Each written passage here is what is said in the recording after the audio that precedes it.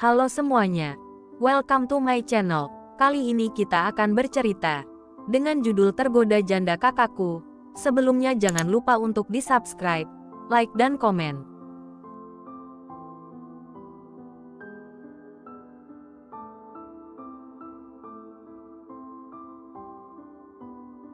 Episode 42, Aroma Parfum Wanita Lain. Mengapa gadis sempurna sepertimu bisa menyukai diriku? Apa kau tidak merasa terganggu dengan keberadaanku? Tanya Raihan sambil mengusap-usap rambut gadis cantik di hadapannya. Gadis itu, yang sejak hari itu ia nyatakan sebagai kekasihnya, kini dianggapnya miliknya. Fanny tidak menjawab pertanyaan dari kekasih barunya tersebut.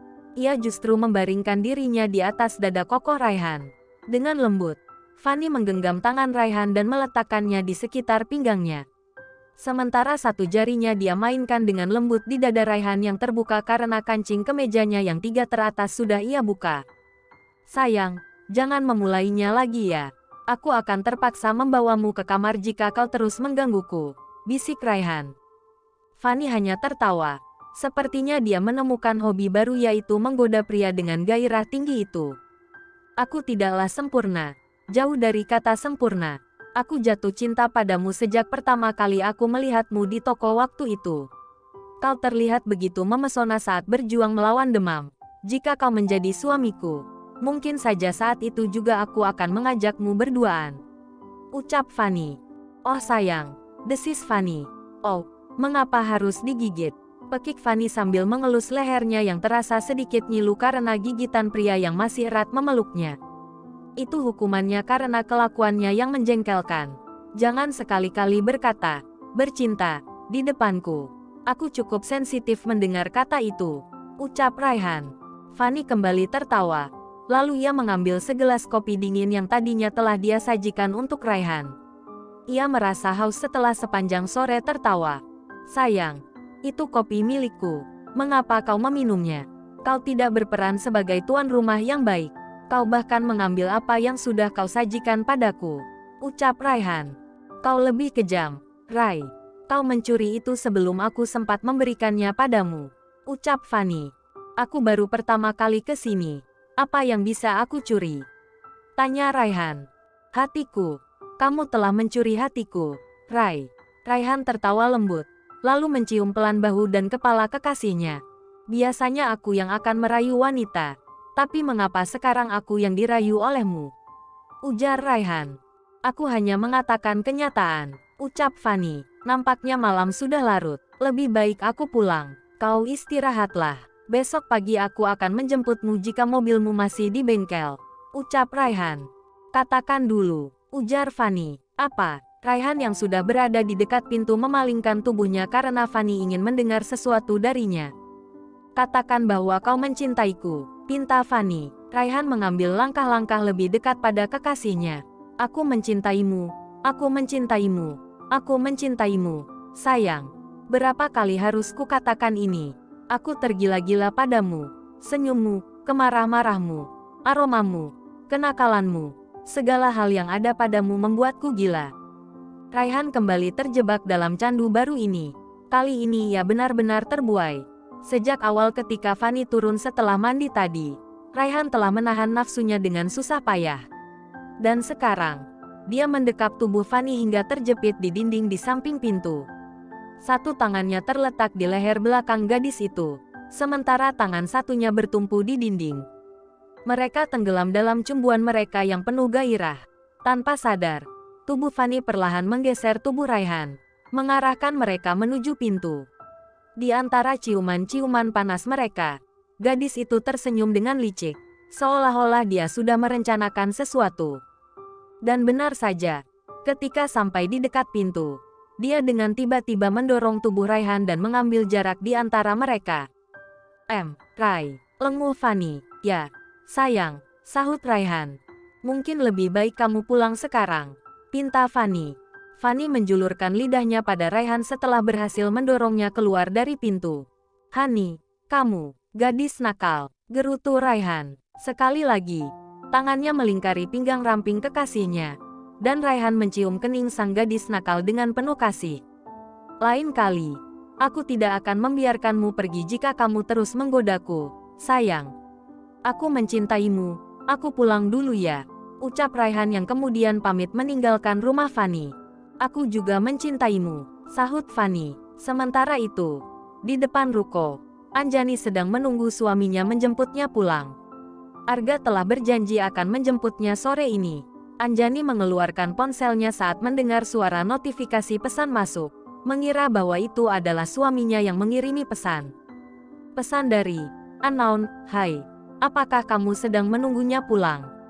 "Aku juga, aku menunggunya datang padaku." Dahi Anjani mengerut saat membaca pesan tersebut. Nomor yang tak dikenal sepertinya dimiliki oleh seorang wanita. Orang itu tampaknya tahu bahwa Anjani sedang menunggu suaminya menjemputnya.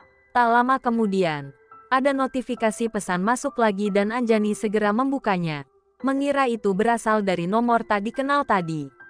Namun, kali ini pesan datang dari suaminya. "Sore ini kamu akan dijemput oleh sopir dulu, sayang. Aku memiliki rapat mendadak dengan Charlie. Mungkin aku akan pulang saat makan malam nanti."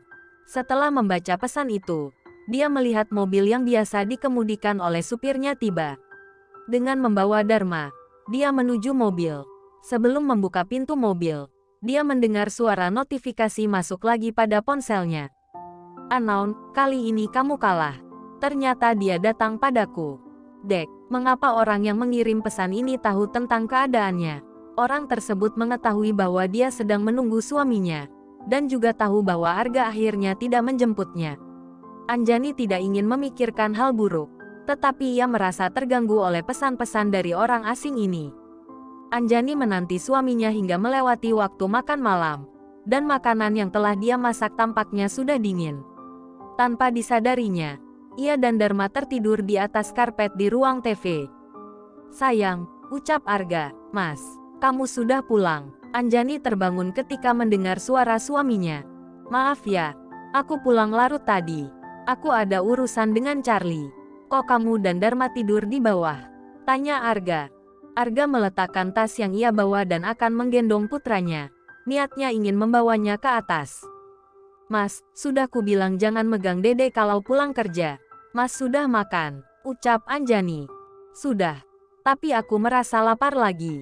"Baiklah, aku mandi dulu," ujar Arga. "Aku panaskan makanannya dulu ya," ucap Anjani. Sebelum naik ke atas, Arga meraih bibir istrinya dan memberikannya ciuman ringan, lembut. "Rindu kamu, sayang," bisik Arga.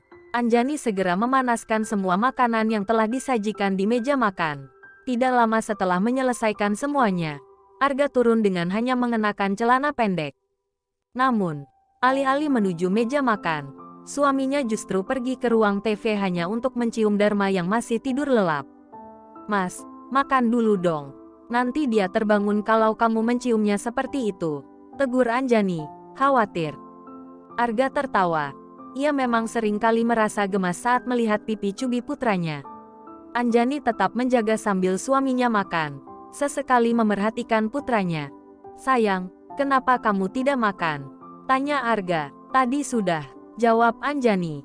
"Tadi ada klien yang tiba-tiba menjadwalkan pertemuan besok lebih awal.